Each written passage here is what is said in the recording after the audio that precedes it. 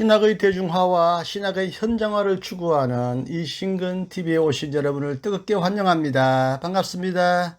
그리고 고맙습니다. 이신근의 책 읽기, 예수의 정체와 의미, 제가 지은 책입니다. 오늘은 6번째입니다.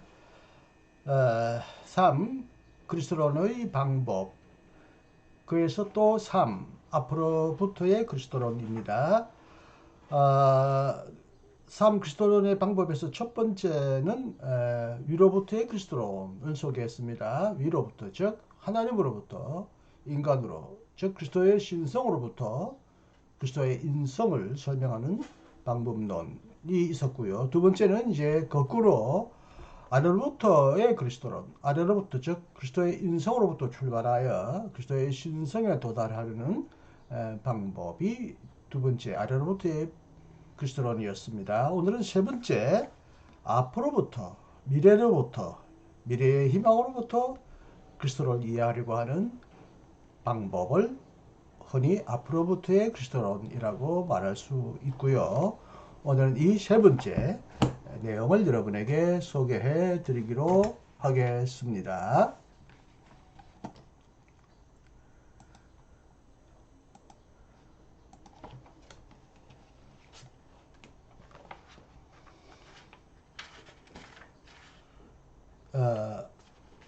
오늘날 앞으로부터의 그리스도론을 전개하는 신학자 중에서 가장 두드러지는 대표적인 신학자를 들라면 몰트만, 위르겐 몰트만을 들 수 있다. 비록 몰트만은 자신의 그리스도론을 앞으로부터의 그리스도이라고 명시적으로 명백히 밝히고 정의한 적은 없지만, 몰트만은 앞으로부터, 곧 미래를 위한 유대교적 희망 안에서 그리스도론을 전개한다.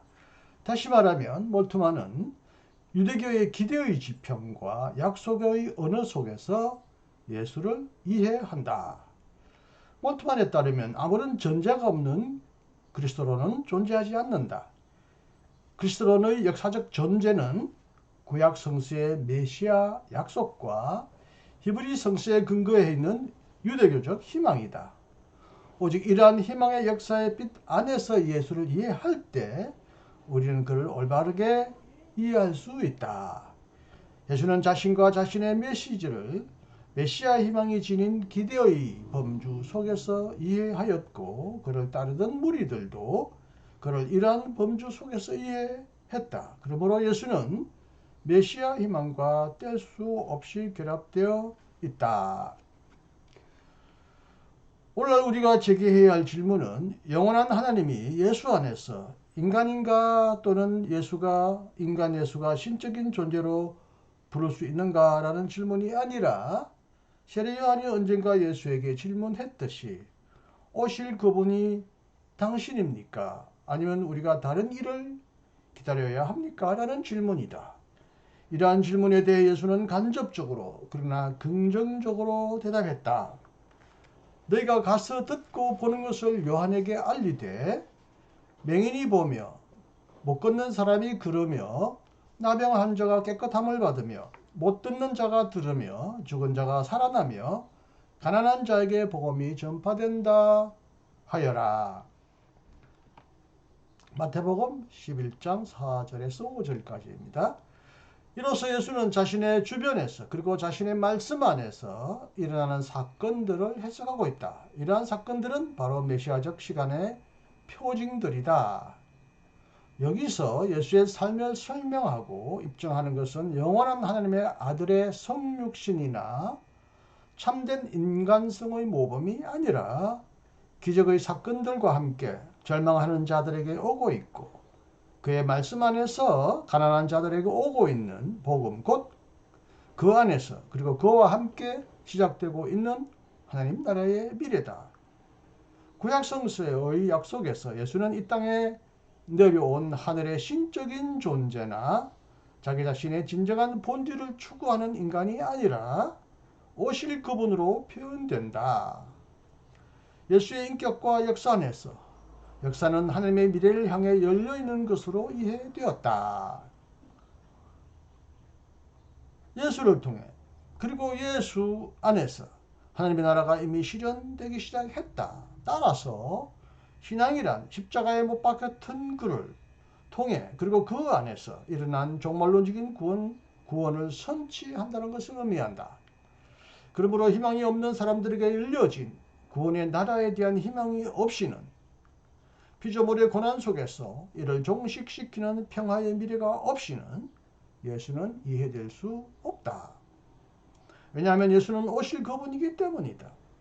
그는 미래로부터 우리에게 다가오는 자로서 우리에게 새로운 미래를 열어주는 자로서 현재한다. 그러므로 예수가 누구인가? 라는 질문은 하나의 열려진 질문이었고 중요한 것은 예수가 하나님의 아들이었는가 또는 그리스도였는가? 라는 질문이 아니라 예수가 어떻게 말하고 살았는가? 라는 질문이다. 그는 독특한 개방성 속에서 하나님을 향해 살았고 하나님이 가져오실 미래를 향해 말하고 살았다. 곧 그는 앞으로 존재할 그분을 향해 존재한다. 오토 베버. 공간복음의 예수는 하나님의 나라를 향해 말하고 살고 행동했다. 그러므로 그에 대한 모든 전통적인 칭호들은 이러한 미래의 개방성 속에 있다. 그리스도로는 본질적으로 완결되지 않았으며 항상 수정되어야 한다.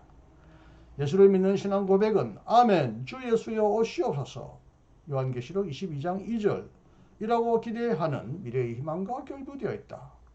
오직 종말에 이르러서야 비로소 우리는 예수를 참되게 인식하게 될 것이다. 평가를 제가 나름대로 해보자면 몰트만의 그리스도론은 종전의 그리스도론처럼 그리스도를 정적으로 두 본성, 신성과 인성을 가진 인격이나 역사적 인격으로 이해하려는 그리스도론이 아니라 하나님과 세계 역사 과정에서 그리스도를 이해하려는 그리스도론이다. 몰트만의 그리스도론은 하늘을 위해 영원한 그리스도를 전개하는 정적인 그리스도론이 아니라 역사의 갈등 안에서 길을 가고 있고 방향을 찾고 있는 인간을 위해 전개하는 역동적인 그리스도론이다. 이것은 순례하는 자들의 그리스도론이요 길의 그리스도론이다. 이를 통해 몰트만은 그리스도론의 과정적 요소와 방향을 지시할 뿐만 아니라 모든 그리스도론이 지니고 있는 역사적 제한성도 지시한다. 그리고 그리스도는 단지 믿음의 대상일 뿐만 아니라 윤리적 추종, 예수를 따라감, 예수의 뒤따름의 대상이라는 점도 강조한다. 다시 말하면 몰트만에게 그리스도는 하늘의 영원한 그리스도 또는 본향의 그리스도가 아니라 세계의 희망과 장차 오실 분으로서 길 위에 있는 그리스도 또는 되어감 속에 있는 그리스도이다. 몰트만의 그리스도는 분명히 전통적 그리스도를 단순히 부정하거나 배제하기보다는 이를 보완하기를 원한다. 왜냐하면 이 둘은 분명히 서로를 배제하지 않기 때문이다. 하지만 몰트만이 단지 모든 인간은 불가피하게 역사적 한계성 속에 존재하기 때문에 모든 그리스도로는 종말론적으로 열려 있어야 한다는 점, 즉 그리스도의 인식의 개방성을 더 강하게 역설하는지 아니면 그리스도가 역사적 과정과 갈등 속에서 점차로 메시아적 존재로 되어갔다. 즉 되어감 속에 있는 그리스도를 더 강하게 역설하는지는 분명하지 않다. 단지 몰트만은 양자 그리스도론, 인간의 아들로서 하나님의 아들로 들려 올림을 받았다. 입양되었다라고 하는 양자 그리스도론과 선제 그리스도론, 예수는 영원전부터 아버지와 함께 있는 아들, 말씀이었다라고 하는 선제 그리스도론을 서로 대립적으로 보는 것을, 대립시키는 것을 19세기 신학의 발명품으로 보며 예수의 역사가 처음부터 하나의 신학적 역사이고 성령과 아버지와의 공동활동으로 결정되었다는 점을 강조한다. 그러므로 예수의 역사는 본질적으로 처음부터 끝까지 하나님의 삼위일체적 역사였다. 네, 오늘 여기까지 그리스도론의 방법 세 가지를 다 설명드렸습니다. 위로부터의 그리스도론, 아래로부터의 그리스도론, 그리고 오늘은 앞으로부터의 그리스도론을 설명해 드렸고요. 다음 시간에는 이 세 그리스도론을 다시 종합하고 함께 평가하고 새로운 전망, 미래의 전망을 한번 내다보는 그런 내용으로 여러분 앞에 다시 서겠습니다. 오늘도 끝까지 경청해 주셔서 감사하고요. 다음 시간도 기대해 주시고 함께 해 주시기를 바랍니다. 인류의 희망으로 오신 예수 그리스도의 그 희망 안에서 오늘도 희망차게 모든 절망을 딛고 늘 승리하시며 행복하게 사시는 나날이 되기를 간절히 기원합니다. 안녕히 계십시오. 이신건이었습니다.